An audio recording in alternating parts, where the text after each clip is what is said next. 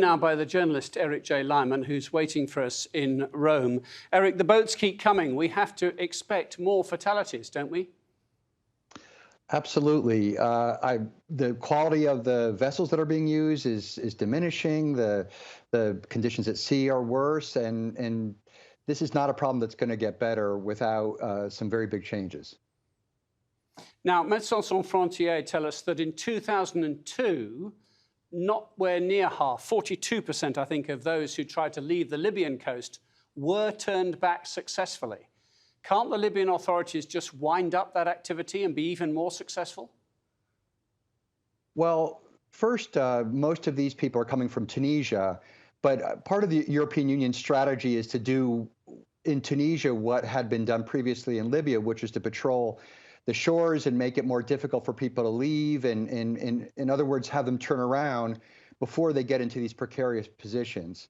But just like what happened in Tunisia after things got tamped down in Libya, I believe if Tunisia became more successful at monitoring its coastline, that the problem would just pop up somewhere else. I think that these people are desperate. I think they're being misled by these couriers who take them into the Mediterranean, and I don't think that that monitoring the coastline is a long-term solution.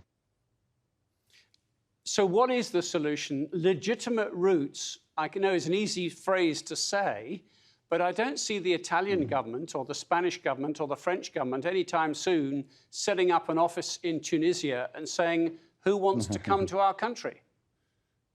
Well, you're absolutely right about that. The European Union just did provide 1 billion euros to Tunisia to help overall the situation there, you know, whether that's processing, but probably most of it is going to be used for monitoring.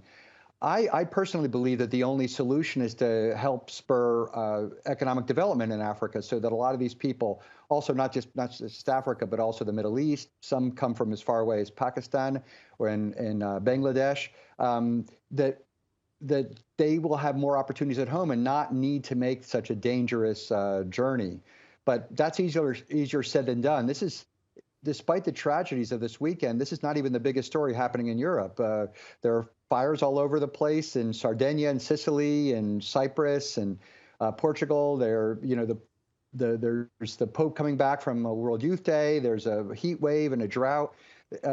So it's hard to imagine that this is going to be a higher priority in the near term. Italy is trying to make it one, but I don't think the right butts are being pushed, and I don't think the right amount of money is behind it yet.